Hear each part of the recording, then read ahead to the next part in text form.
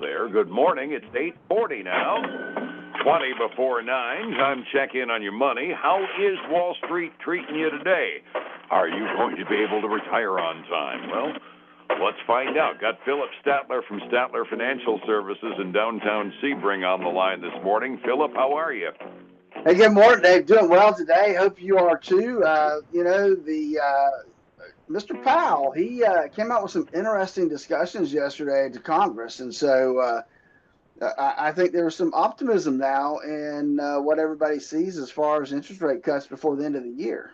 I may end up being wrong given the way he's talking. I mean, I fully expected that there isn't a Federal Reserve chairman on the face of the earth with the gonads to change interest rates in the middle of a presidential campaign. The odds are over 3 out of 4 right now. They're actually going to give us some interest rate relief in September. Is that a surprise to you? That is a surprise to me. I mean, because I still feel like we've not seen inflation drop enough to justify the rate decrease as of yet.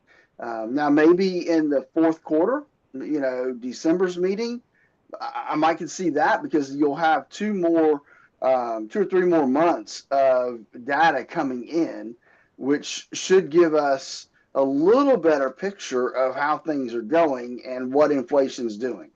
And that's kind of where my head's at as well. And then I add in the real politic mix into the thing and say, I just don't think that the Fed's got the gonads to wade in to affect the political campaign. It's going to kind of make the inflation number that we're going to get tomorrow loom a little bit larger as far as expectations. We get the CPI in tomorrow. And I got to tell you, the expectations don't tend to augur well for an interest rate decrease because we're only expecting a 3.1% annualized inflation rate report. That's a little improvement over what we had the prior month, but still, 3% inflation, I know they don't use that measure per se, but what the heck happened to 2%? Well, yeah, and that's the overall. If you get down into the nitty-gritty to the core CPI, the expectation is for no change, is to remain at 3.4%. Yep. So we're expecting 3.4 on the core, and that's just the point of, wait a minute, what happened to 2? I know the job market has cooled off, but that's only half the job. Well, that's right. Even if you got down to 2.5, maybe you could maybe justify to start to reduce interest rates, knowing that it takes a little while for those to kick in and to help the economy. But to do it now at 3.4% core, to me, that just doesn't really make sense yet in the overall picture of what they're trying to accomplish. Right? They keep saying 2.5 would be really close enough, I think. But hey, the other thing I want to point out real quick, because I feel like on yesterday I kind of maybe read something wrong. We were talking about consumer credit yesterday and talking about 11.4 billion. I think the 11.4 billion was the increase that we saw in consumer credit, because I was reading an article last night that credit card debt is like 1.1 trillion or 1.2 trillion. Off its all-time high, but it's still going back up. Yeah, I was going to say, I kind of took that as being the increase, and it occurred to me, wait a minute, there wasn't exact words we used. Yeah, we're talking about $1 trillion in consumer credit, and if we talk about $111 billion increase, that's still a pretty big number, isn't it? It is. That's a lot of eating out and buying stuff. There's a lot of burned plastic down the line. Other indications, by the way, this morning, before we get into the nitty-gritty of other stuff, after Powell said the economy appears to not be overheated anymore, that made the Asian rim markets less than happy, because if we're not overheated and spending money like drunken sailors, we aren't going to buy as much from them, so they're actually down a bit. Our market was relatively happy with it. The Dow had a 0.13% decrease yesterday, call it almost hold steady. But the S&P and the NASDAQ both were up. NASDAQ up by 25.5, S&P up by $4.13. Again, talking about record closes, and the S&P is up by something like 17% for the year, mostly on the strength of NVIDIA, which is going to make the earnings season look kind of interesting this year. If I'm an S&P 500 company, everybody's sitting around waiting and saying, okay, fine, when are you going to start making some more money? Because we've had a few quarters and a couple of years of decreasing year-over-year absolute profits. NVIDIA's been holding them up, and now they're leveling off a little bit. I got a hunch when we start getting the numbers in tomorrow for the first blush of earnings season, this is going to be a take no prisoners earnings season, don't you think? I would think so, given as high as stock prices are, and what the PE ratios are looking like. Man, you've got to hit it out of the park to stay on the good side of the stockholders. I'm kind of getting that feeling myself down the line. I mean, and now the headline on some of my tip sheets is using the phrase a FOMO bubble, fear of missing out bubble. And something you've said before, and I concur 100%, when the amateurs start getting in and buying when we're toward the peak, that's not a good sign because it tends to augur we're about at the top and the bubble may pop any time. Well, that's right. And so I think that's what we need to remember is that, at some point, the big guys say, okay, the numbers aren't where they need to be, and they start liquidating and pulling out. And the retail guy, small investor, doesn't understand the metrics. And so they hang in there and then they end up losing their shirts. And for all the people that sell YouTube videos for $20 a piece, they ain't going to tell them the metrics that the big guys are using either, are they?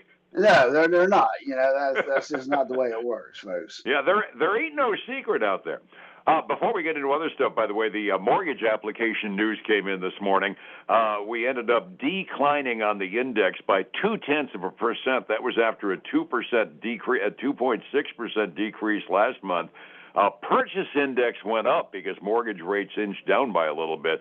They went up by 1%, so that was a little bit of an improvement, but nobody seems to be refining at 6.9% anymore. What a concept, huh? No, they don't. It's still some pretty high interest rates, right? What a surprise. What a surprise. Other stuff going on, let's see. Oh, yes, I talked about the S&P 500 being up 17% based on our dear friends at NVIDIA's growth. Bank of America says that the earnings for the S&P 493, we now only have the 500. We now have 493 because the 7 glamour stocks. The readings for the rest of the S&P haven't registered year-over-year growth since the fourth quarter of 22. That's sad right there, isn't it? Augurs well for my notion that this is going to be a take no prisoners earnings season without a doubt. Oh, hey, Tesla's back in the news. We've been kind of poo-pooing electric vehicles and talking about other sales, and the outlook for Tesla has been so cloudy. They were up Tuesday.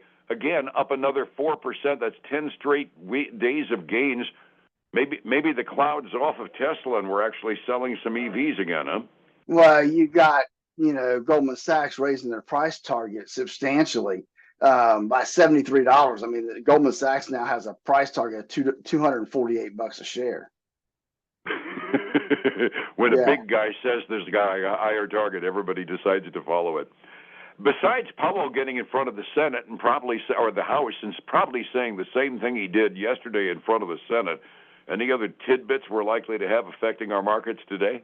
Well, I will throw this one out there. Not that it's a popular stock to follow, but it is a household name when you're on the internet looking for legal services.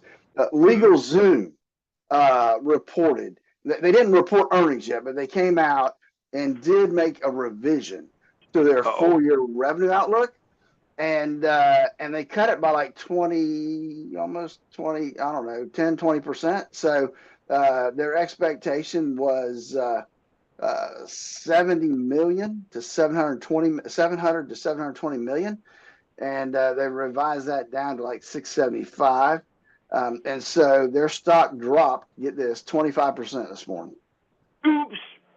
Personal injury lawyers everywhere are saying, yeah, I got more business. Resetting the table yesterday, the Dow was off by a tinge, but not by much. New records on the Standard & Poor's 500 and the NASDAQ yesterday. 45 minutes before we open this morning. What are we looking at, sir? Hey, right now we got some green ink on the index side. The Dow is up, about 0.05%. The S&P 500 is up by 0.25%. The NASDAQ 100 is up by a little over 1/3%. the big winner this morning is the Russell 2000 up 0.6. So everything's in positive territory there. On the other side, we got good news too. Silver's up 0.75% to $31.29 an ounce. Gold's up 0.8% to $2,387 an ounce. And then crude oil's ticked down 0.1%, $81.33 a barrel. I hate to say trading range at that point, but as long as it stays under 82, I think I got hope anyway. Hope only, but at the very least, it's not going up anymore. Asian rim markets, like I said, we're unimpressed to hear that our economy is flattening out the way we planned, because that means we're going to buy less from them. Everybody was off by a little bit this morning at 6 a.m. when they closed. Japan was off by a full 0.6%. China's mainland markets were a little less than that, but it was a red day. Over in Europe, on the other hand, they kind of like the fact that we've got our house in order, and the European indexes are trading up halfway through their day today, up evenly by about 0.5% halfway through the European trading day. I was said at the outset, when you look at your money day by day, can I afford to retire? If you ask that question, you don't have much of a plan. How do I find you to get a plan so I can retire the way I plan to, Phillip? Exactly. Helping people establish that plan is why I developed the core retirement design, to help them design that retirement they always dreamed of. Give us a call at 863-382-0037 to schedule your core retirement analysis. And then join us this weekend for the Statler Financial Radio Show, 6 a.m. and noon on Saturday, 10 a.m. Sunday morning on Highlands News Talk, 7:30 a.m. and 95.3 FM. And we get to start talking about earnings tomorrow morning with the first blushes, right? Absolutely, man. Looking forward to it. Then. Thank you much. It's 105.7 Light FM and Statler Financial Services, Phillip Statler. Do you actually? Hey, folks, again, I thank you for joining me today. I hope you have a great day. Join me again tomorrow, same time, same place. Until then, have a great one. Bye now.